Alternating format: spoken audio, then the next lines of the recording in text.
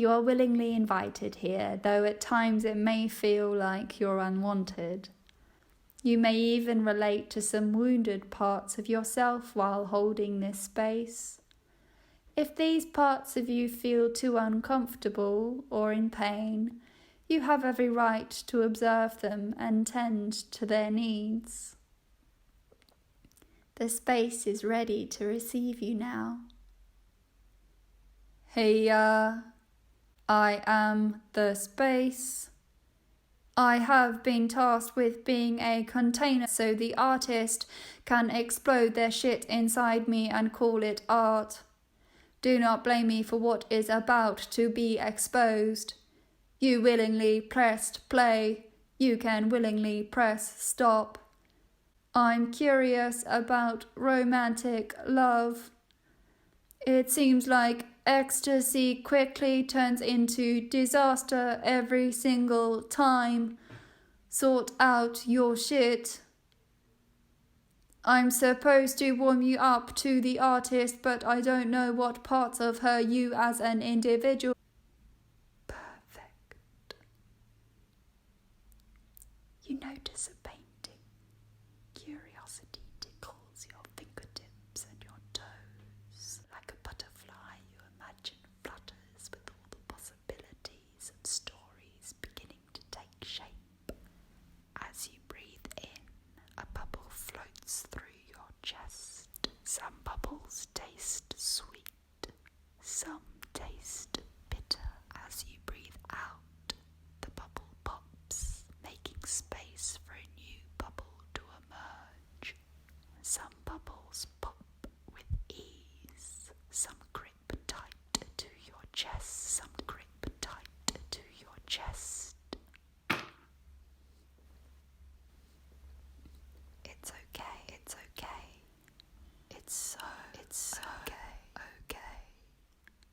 If you lean in for a closer look, there's a tiny hairline. This crack bleeds straight into another crack, and another crack, and another crack. You begin to question everything you liked, everything you felt, every story you shaped in your mind.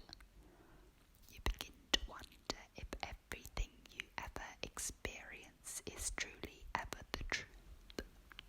You step back and realize the whole painting is fractured. Hello, I'm the artist, Alice. I was booked in to present a new solo show exploring my experience of living with an eating disorder for the Adelaide Fringe. Then out of nowhere, I decided to move to the UK.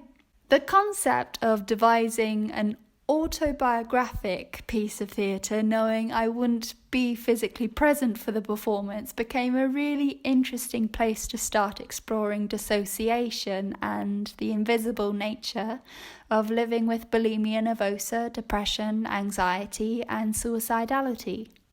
At times I felt like I had sentenced myself to this entrapment where the mirrors upon myself were never ending. This made it challenging to meet people with lightness. I wondered how the hell can I create an experience of meaningful connection when I myself feel so incapable of it. See, theatre to me can only truly work when there is a connection in a shared space, where the electricity between the performer and the audience becomes the connection, the gold paint laid in the cracks between them. I met Fracture as a whole for the first time 7 weeks after the performance season ended. That's real strange. I believe that not being physically present to share the performance with the audience meant no deep healing could take place within me. There was no gold to lay in the cracks, so instead the fractures expanded. I'm not interested in consciously choosing to suffer for my art. I make theatre from a place of sensitivity and meaning, and my creativity is a manifestation that comes from consciously tending and relating to a personal wound. I hope in understanding my relationship to the wounded place, I can connect with the wounded place of others, perhaps offer a new way of sitting with discomfort, of healing. Imagine an industry where the equation to create means to suffer is no longer something we resign ourselves to or wave the flag for. Imagine if we embrace creativity as a way of healing, for the artists who make it, for the audiences who experience it, for humanity, for the universal heartbeat. That gets me excited.